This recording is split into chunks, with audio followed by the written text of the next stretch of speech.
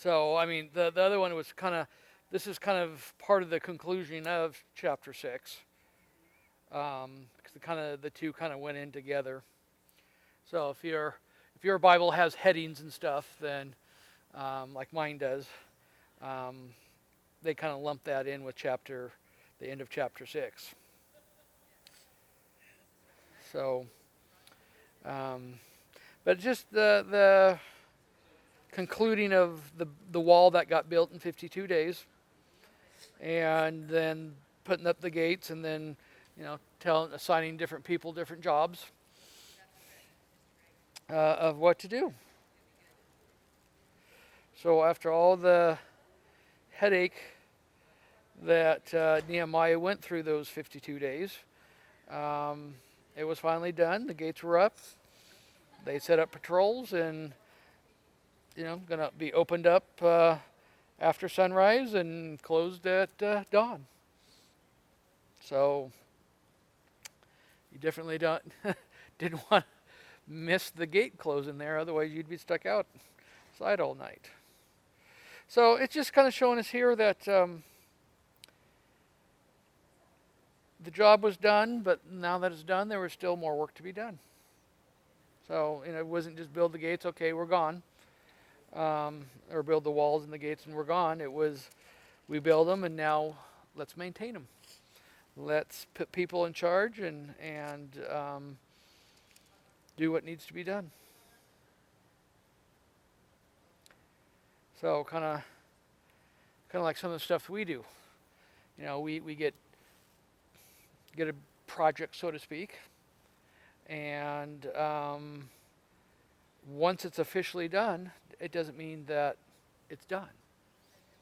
So, for an example, if you did an evangelism series, okay, the evangelist is now done and he's gone his own way, but the work just started.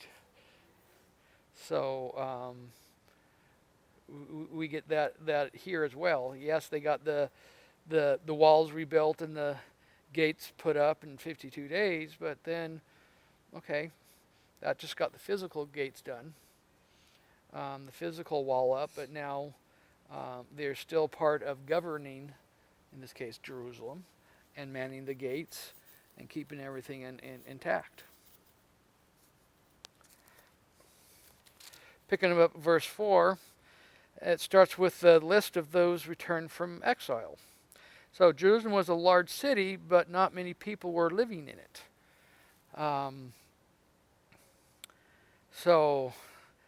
It's part of having a city not be walled, wasn't a safe place to be, so there wasn't very many people living. Now that the walls all are up, it's still not very many people were living in it. And not many houses have been built yet. God inspired me to assemble the people and their leaders and officials and check their family records. I located the records of those who had first returned from captivity, and this is the information I found. Many of the exiles left the province of Babylon and returned to Jerusalem and Judea, each to his own hometown. Their families had been living in exile in Babylonia ever since King Nebuchadnezzar had taken them there as prisoners. Their leaders were Zerubbabel, Joshua, Nehemiah, and so forth. I'm not going to read all those names because I'm going to butcher them. So, and then it goes on in verse 8, this is a list of the clans of Israel and the number of those from each clans that return. And they go through a nice long list in the next several chapters, and they kind of break them down to people whose ancestors have lived in the following towns were also returned, and it goes through a list. Interesting enough, in verse 63 and 64 gives a list of the following priestly clans can find no records to prove their ancestry, and so they were not accepted as priests because they couldn't prove. And you're kind of thinking, well, how could they, they were taken away in captivity. What kind of records could they have kept? And, what records were acceptable and not acceptable? And then mine in verse 66 through 69 says the total number of exiles who returned was 42,360. And then their male and female servants were 7,337. The male and female magicians, 245. And then there's horses and donkeys and camels and so forth. And there's a bunch of animals that came back with them.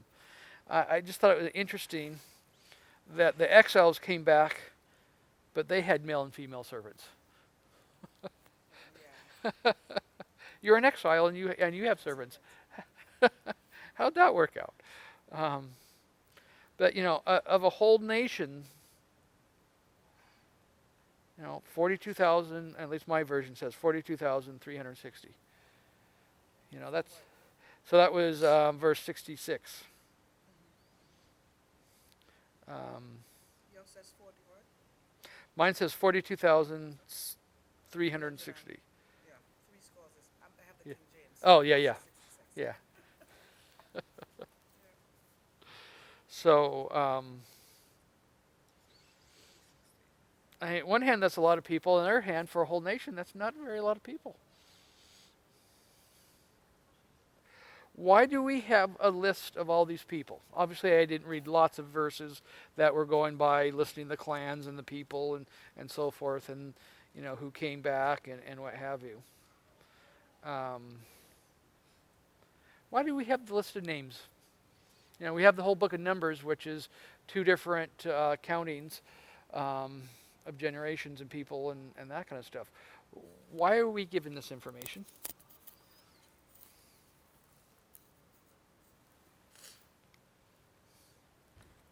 Okay, Christy, pass the. Sorry. No, you can't change your mind just because there's a stick in your mouth or by your mouth. But it's for people online so they can hear.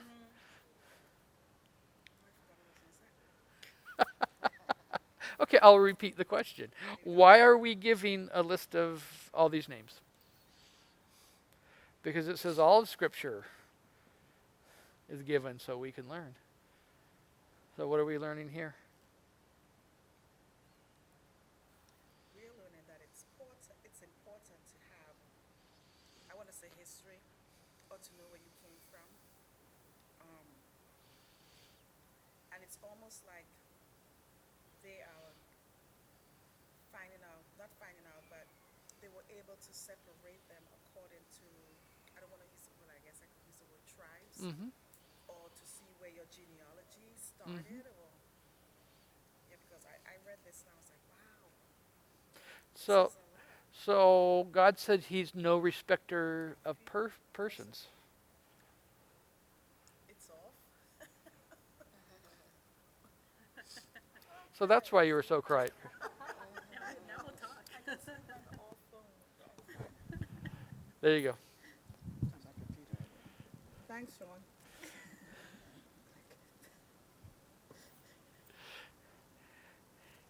So, I think it's important to know where we come from. I think so. But, as good as your background may or may not be, is that ultimately what God's concerned about?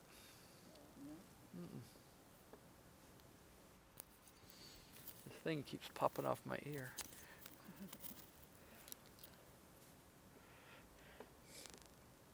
So what else how are we supposed to apply this to our church?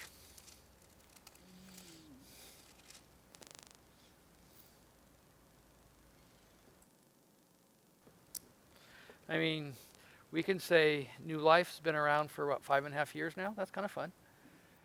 But there's other churches that say they've been around for 200 years. A specific congregation. Is that better or worse? No, they've been around for 200 years. Maybe you could say that's worse because they haven't completed the mission.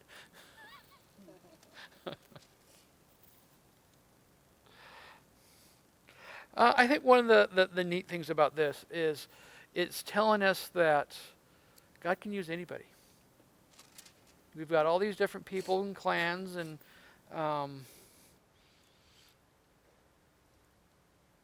and these are the people who if you will, took the courage and came back.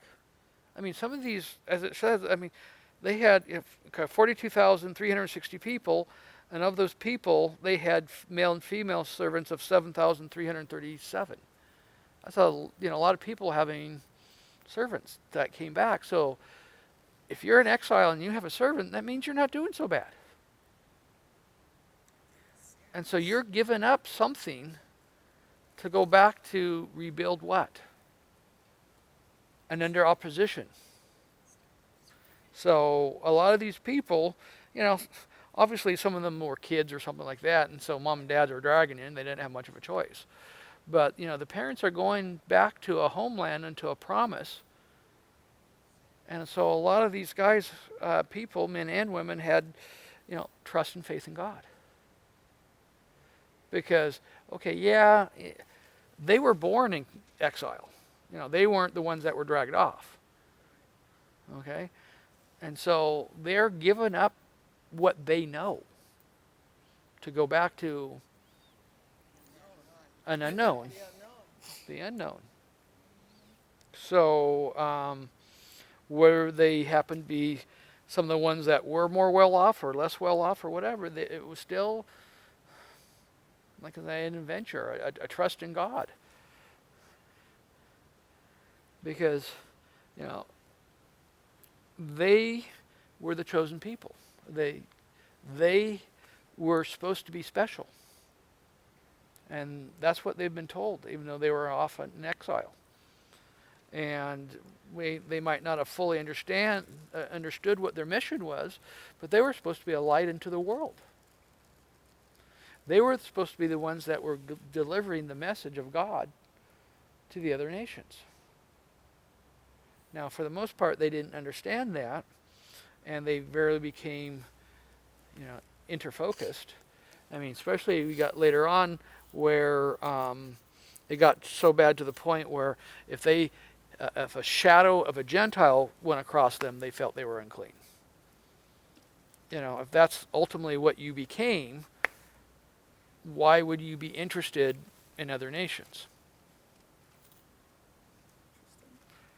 But a lot of it, for the attitude that Jesus came and dealt with, started right here.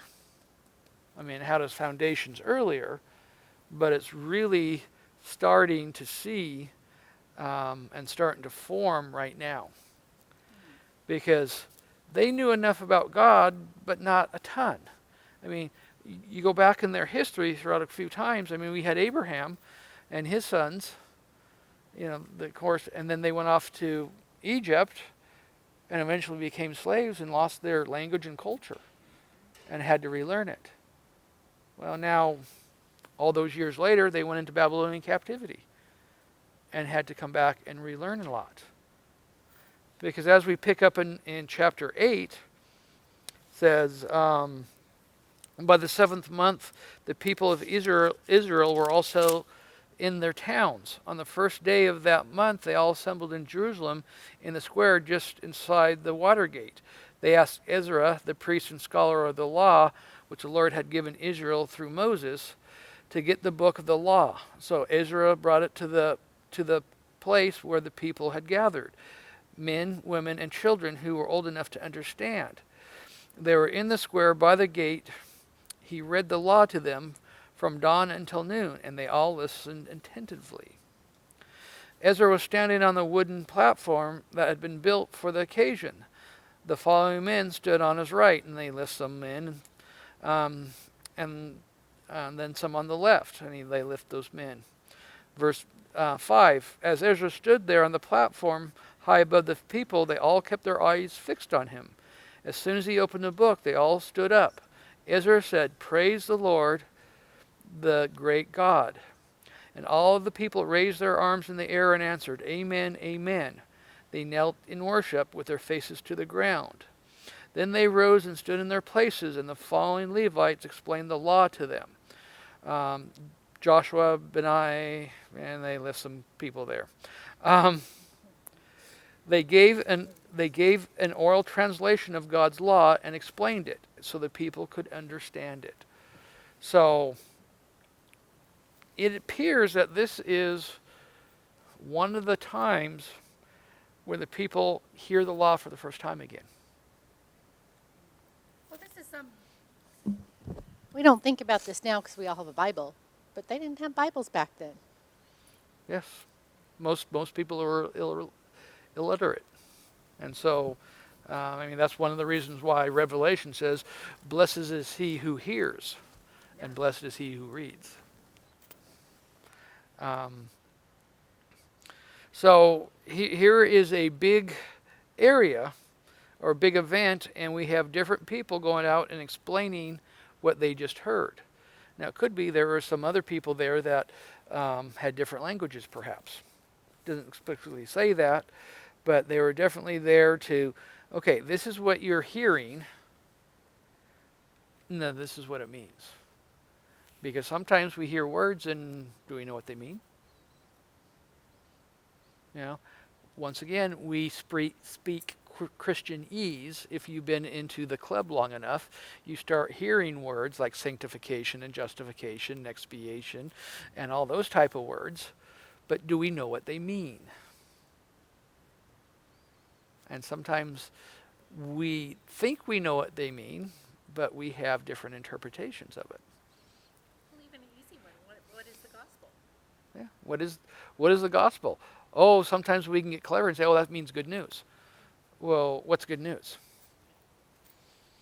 You know, there one time, I didn't grow up Seventh-day Adventist, and when I discovered that hell was not eternal, that was good news. Really good news. And then I discovered there's more good news about it. You know, the word atonement, when it first, quote, was invented, it meant at-one-ment. If two people were fighting, someone else was sent to make those two warring individuals at one to restore a relationship. Well, in later theological years, atonement has come to mean appeasement. So if I promised to take Christy out on a nice anniversary dinner and all that kind of stuff, and then I forgot what I was doing and I worked late, and all of a sudden it's 8 o'clock and I went, I was supposed to take her out to dinner an hour and a half ago. So on my way home, I stopped by and buy some roses and some Godiva chocolate, and I present those to her as I walk through the front door. What am I trying to do? I'm trying to appease her wrath. Well, you know, is that what God's doing? Or do we need to appease God? You know, so atonement now is starting to go back towards the understanding of the original meaning is at-one-ment. So when you say originally theologically meant that, is there a place you can look that up and see that? Because when you do our standard Bible like definition, it says Yes. type thing. Word, so it's like Yes. So if you go actually look to the original meaning, so some of the better dictionaries will go and do the modern definition, but then it'll give the etymology of it, or go back to break it apart and go back to the original meanings and that kind of stuff. So yeah, you can still find those, but you have to dig a little deeper to find the meaning sometimes. And actually, the SDA Bible Dictionary has a very good definition and explanation of atonement, how it's come to mean, you know, appeasing God, and they basically paraphrasing them a little bit, but it's on page 97 if you ever want to look it up. It says that the meaning has become pagan, saying that God needs to be appeased, and that's not the original meaning of atonement. So, you know, different Bible dictionaries, and even if you go to the Oxford English Dictionary and look at the later definitions, it will show us. So, so here the people are. They're being read to. They're being read the Law of Moses. So, from one of the first 5 books there, and they're being explained what's going on.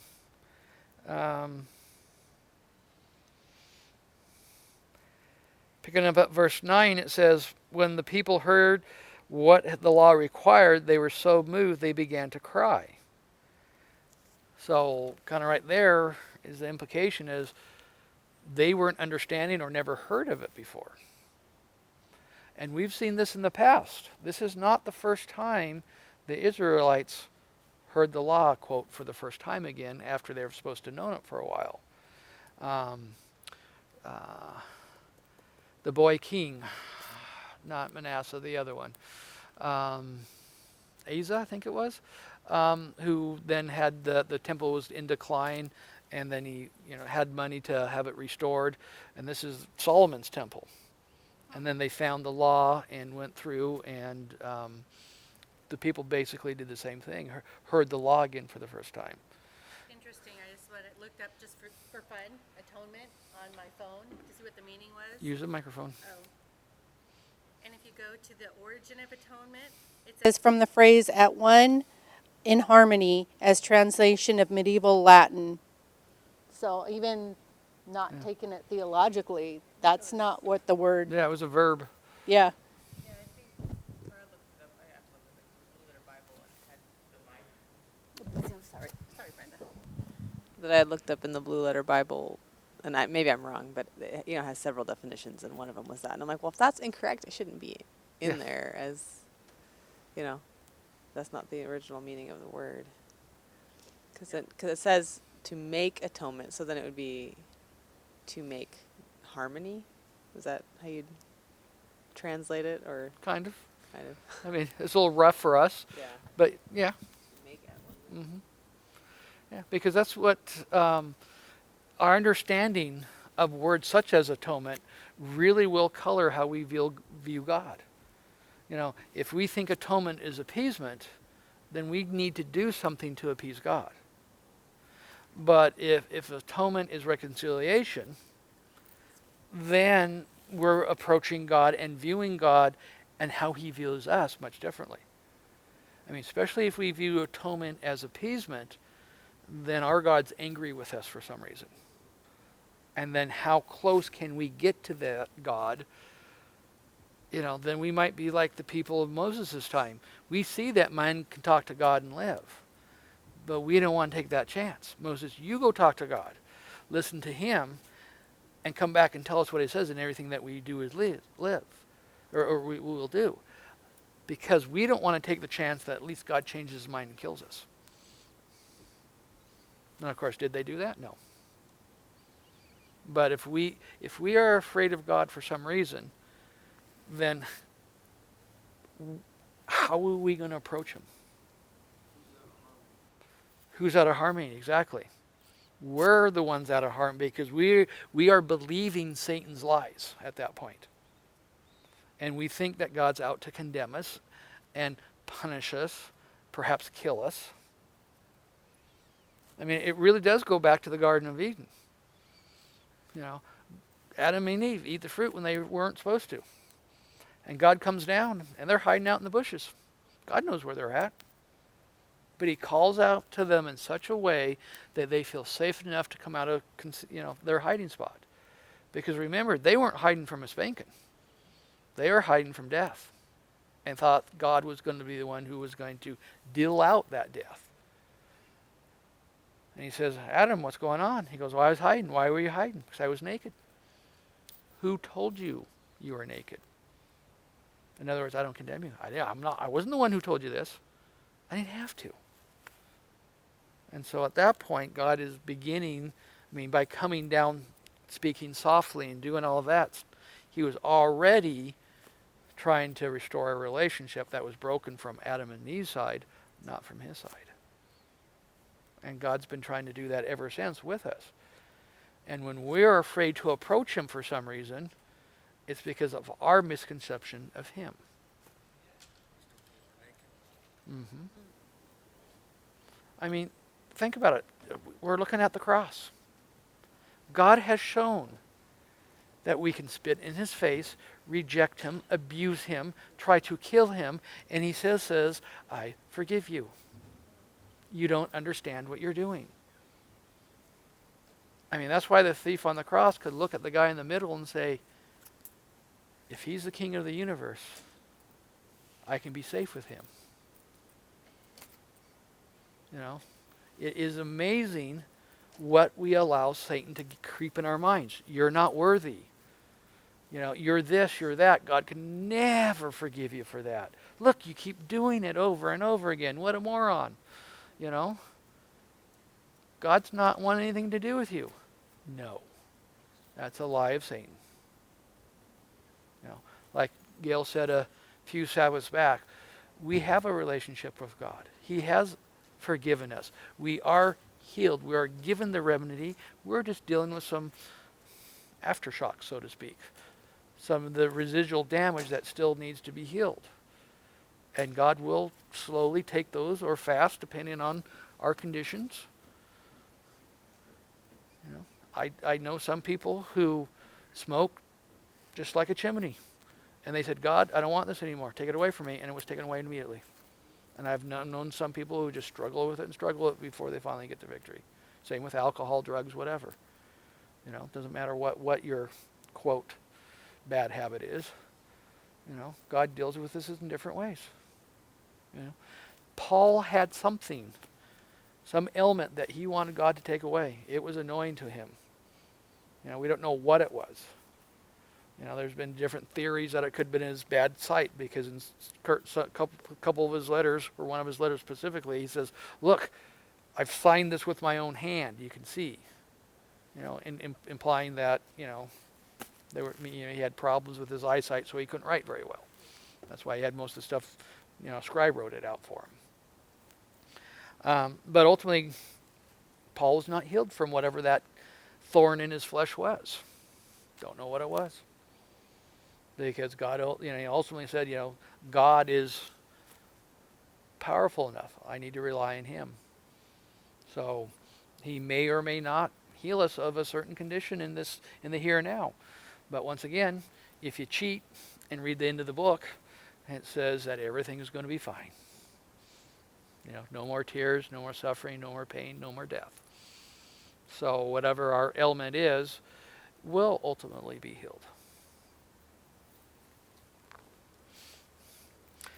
So, picking up that verse 9 again, when they heard what the law required, they were so moved that they began to cry.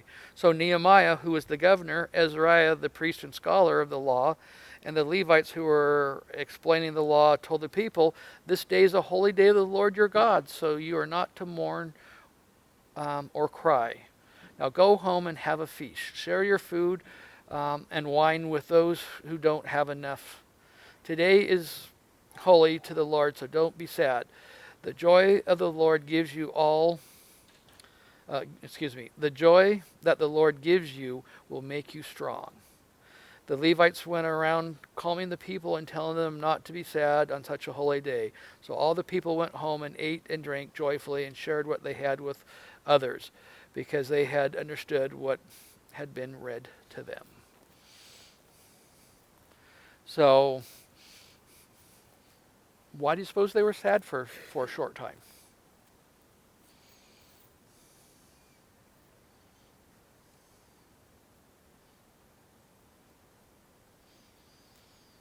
Could it be they were finding out stuff that they were doing that they weren't supposed to be doing?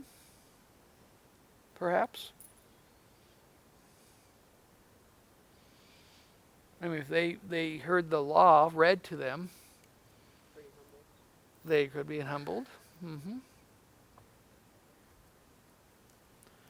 But yet, when we have the law read to us, if we have understood what God wants for us, should we be sad or joyful?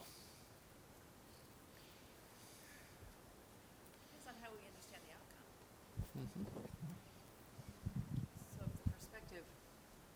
outcome. The perspective of the outcome changes how we view what we're hearing. So I can be sorrowful in my recognition of non-compliance. It also brings to my understanding the choices that I'm making that are outside of God's desire for my life. When I know, it seems like when it says here that that then this was helping the people understand each passage. It was being explained to them. And when then it's explained in a way in a salvific way, then I change from weeping to joy. I weep because I feel sad, because I've disappointed God. Let's say it's you. I've disappointed you. And then you tell me how. I met with somebody yesterday. I have not seen them in 2 years. 2 years. And I met with them, and they were afraid to meet with me because they were afraid that the word was hated them, because they had disappointed me. And they were afraid to contact someone else here who they had become very close to, because they were afraid that that person hated them. That was the word that was used, because they had disappointed this other person. And to have the opportunity to be together and just love on them. And I've never felt that way. I've always wanted to see you again, and that this opportunity was amazing, and left with such a different, being afraid, like, going to text me and say, I'm sorry, something came up, I can't make it, and, I would hunt them down. But to have that privilege, and that's what I see here. I'm afraid, and then, Yes. And so where was that fear from? From your side or from their side? And so what relationship have they lost those last 2 years sure. because of it? Sure. Yeah, absolutely. Because in their heart and mind, as they tell me, they think this, oh my goodness, my life was different. My life was not great, but better in how I dealt with life when I was with New Life. Mm-hmm. So now I'm struggling again. And they told me that they went back in their mind thinking, what was the difference then to now? And his response was, the difference was New Life and people here made a difference. And I had a pretty close relationship with this person and their family at the time. And so it was, the difference was New Life and being able to meet with Pastor Gail. We did a lot of Bible studies and stuff. And thinking that, and kept thinking that, but I can't go back. I can't go back because I'm sad, I'm weeping. I can't go back because I disappointed. I know what this says, and I can relate to that. That's why I was gone for 25 years. I know what you think. I think I know what you think, and I can't go there. Yeah. So to be able to say, no, never thought that. Nobody thinks that. Just want to have you and see you. And so the meeting and the exit were completely different perspectives. Yes. And that's exactly how we view God.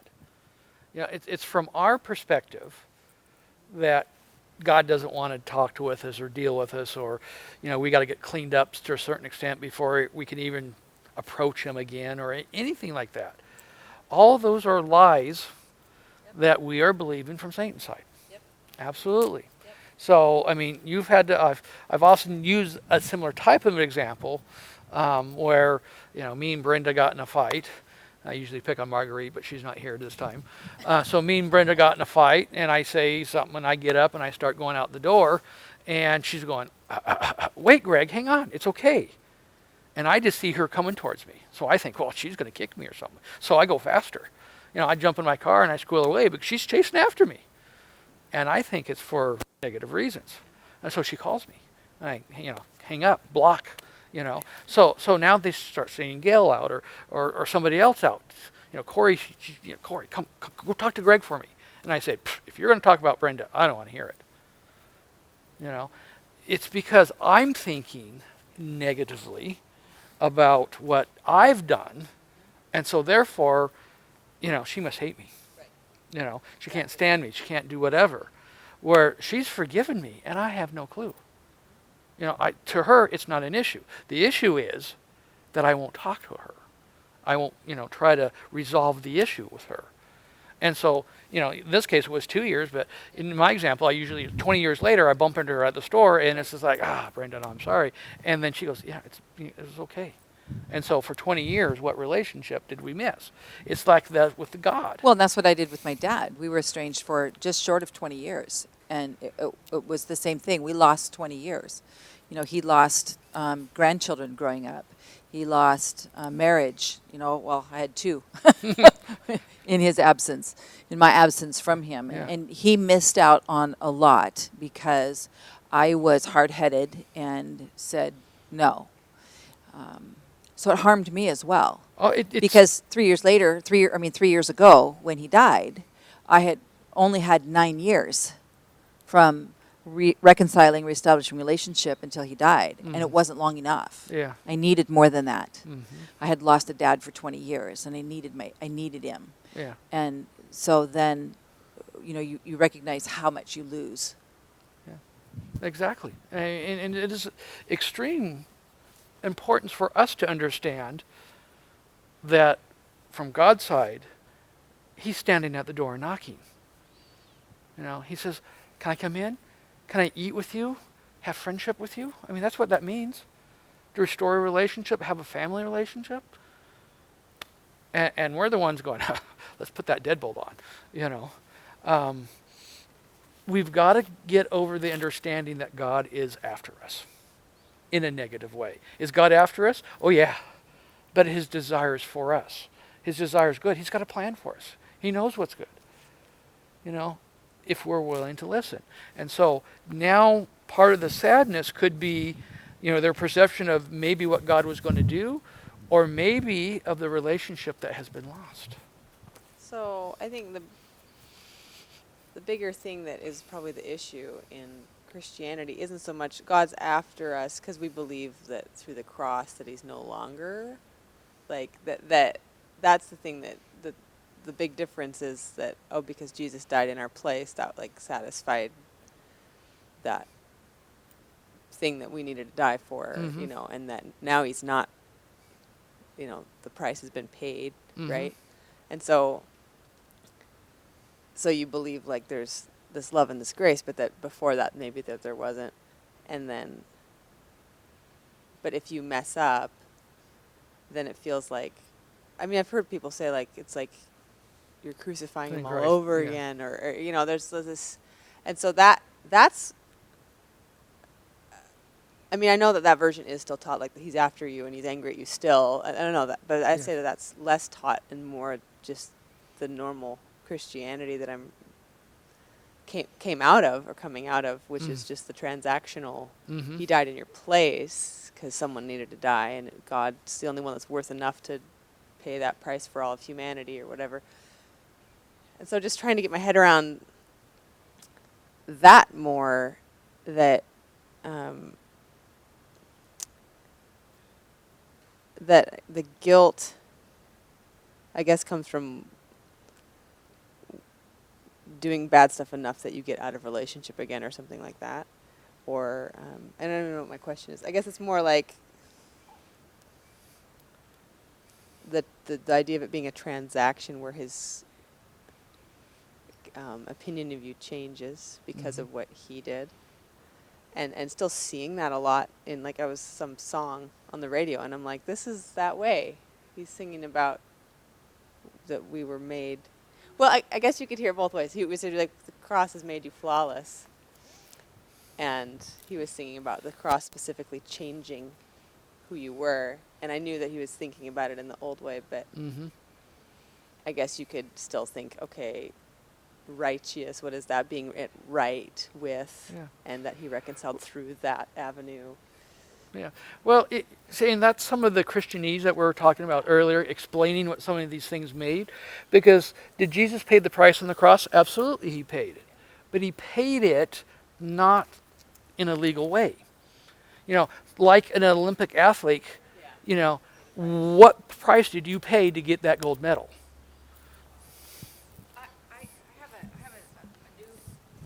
A new thinking perspective, and I'm really digging into this, okay? So consider this. Consider that there is an enemy to humanity. And we understand that, right? And we proclaim that it's Satan. What if we understood that the enemy is death, that came about because of Satan? The enemy is death. Is that our enemy? The enemy is death. I mean, that's the outcome. That's the ultimate outcome. Like serious death.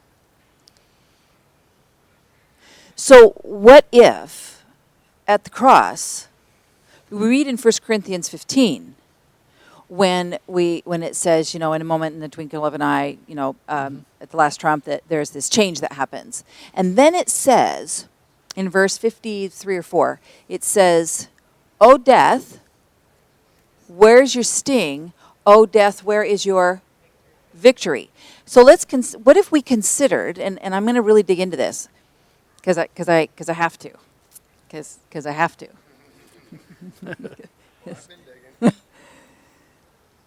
The enemy is death. Jesus' death killed death. So we're trying to figure out this whole transaction, legal thing, all of this in these terms, a substitution, propitiation. You're trying to figure all that out, right? And so I really do have a debt to Jesus because he really did do something for me. And it's so hard to get around that whole debt picture. I mean, how do I not have a debt to Jesus? How do I not? Yeah. So there was a debt before Jesus. See, this is how it's taught. There's a debt before Jesus, and then Jesus comes and he dies at the cross. And now, how do I not have a debt towards Jesus because he died and paid the debt? And who is the debt to? See, and you speak this a lot, Greg. So who is the debt to? Is the debt to the Father? So is the Son really paying something to the Father? Is there really a wrath that needs to be appeased? Is there, we go round and round that. What if the enemy is death? And Jesus' death on the cross was killing death. Because Jesus then raises to life, and death is no more. So, absolutely, because you choose not the victory over death that Jesus obtained. So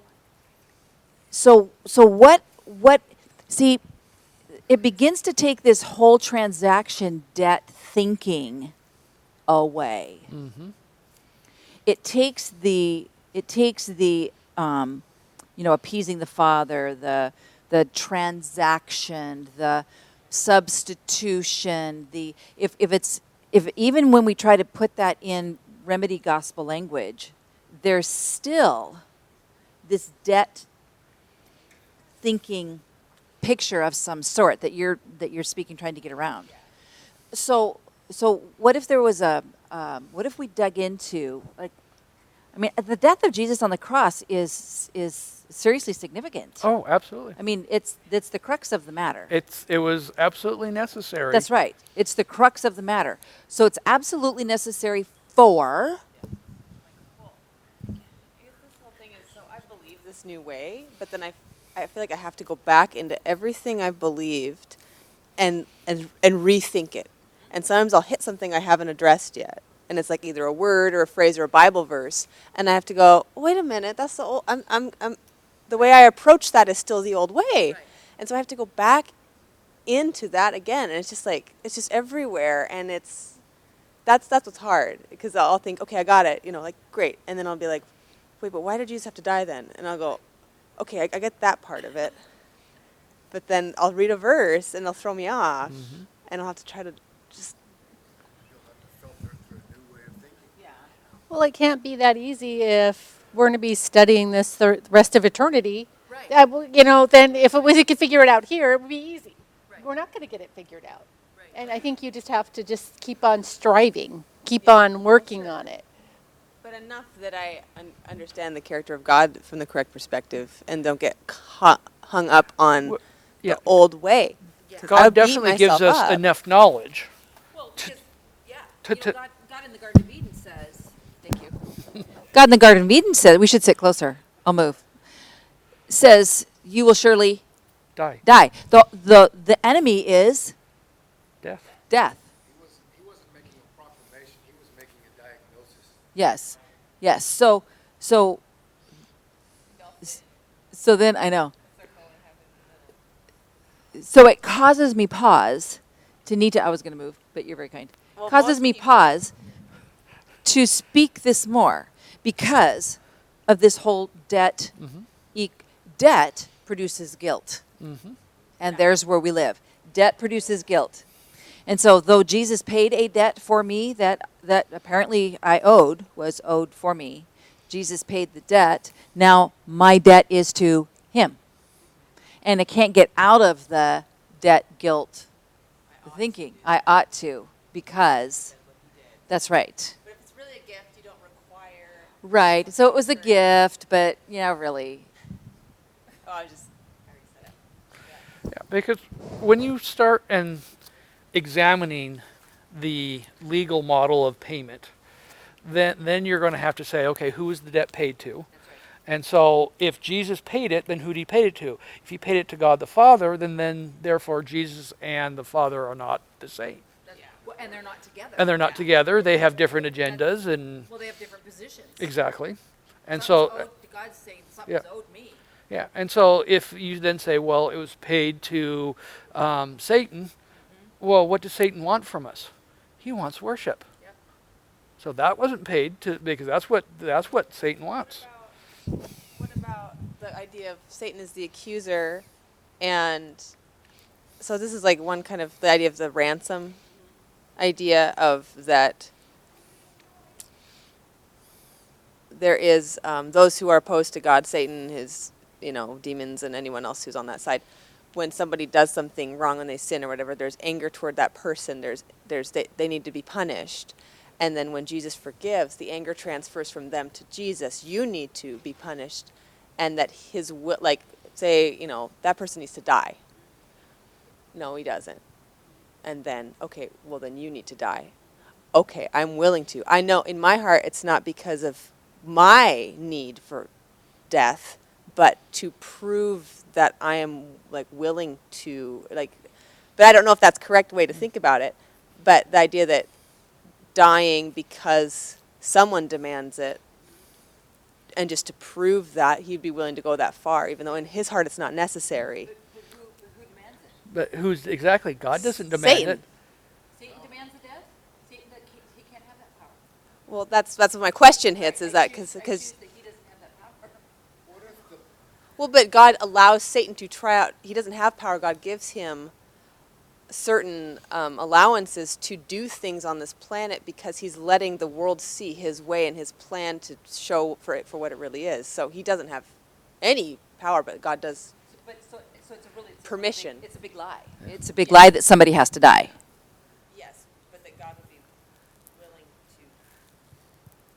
to allow his character to be tested in that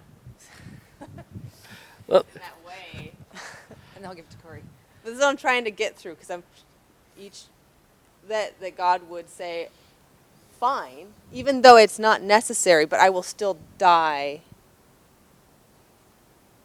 because if you're saying, it's like if you're want to reconcile with someone and they have this list of rules, but you like say it's a divorce or something, and they're like, these are these requirements I have of you, and they're ridiculous requirements, but you do them anyway just to get to that person, even though they say they thought you were having an affair, and so you had to have all these restrictions on your behavior, but you actually are really trustworthy, but you go through those things for their benefit because you love them, and when they find out you were trustworthy, they go, why did you do all of that? You didn't need to do all of that. but you're trying But you're trying to repair to repair the relationship. So it's like you didn't actually need to die, but because I'm accusing, you were willing to do that anyway. But then it takes away from the whole death of Jesus if there's no need to die. And there was a purpose in that death. One of the things that happened, then we need to get to Corey, is that here we are looking, sin has already happened in the heavenly courts, okay? Now this earth is created. Satan comes and God says, in the day you eat, you'll die. Satan says, no, you're not going to die. Who's telling the truth? Right. Does sin lead to death? And if so, how does that death happen? So sin produced something really big. Sin produced. Yeah. Death. So what is sin? Is sin legal or relational? Right. So Corey, then we'll, So what is your picture of sin and death? Is it living I'm learning a new picture like Gail is. It is God's design, his law, is not a arbitrary law. It is his character, it is how all of creation works. It is based off of this other-centered love. God is love. And he's not making a judgment saying, well, if you do this, you've got to be punished. It is, you are out of design parameters. We are only still alive now because of his love and grace, wanting to repair, reconcile our thinking to his. It is, I don't know how else to put it better, but our condition is terminal. And he's trying to show us that Christ's character, the one that Christ was in a sinful body. He was sinless. His character was sinless, yet he was still tempted in every way that we were. That doesn't mean that he had a perfect body or he chose to have a character in line with God's. So when Gail says there is a need of death, yeah, Jesus had to die. He had to die he had to die to kill death. Explain that figure though, because that I go, okay, and then what does that So, practically mean? so sin produced something that had never been before, and that is death. Things will die, and and God declares just right immediately. Well, Jesus declares in the garden to Adam and Eve, "Don't participate in this, or you will die."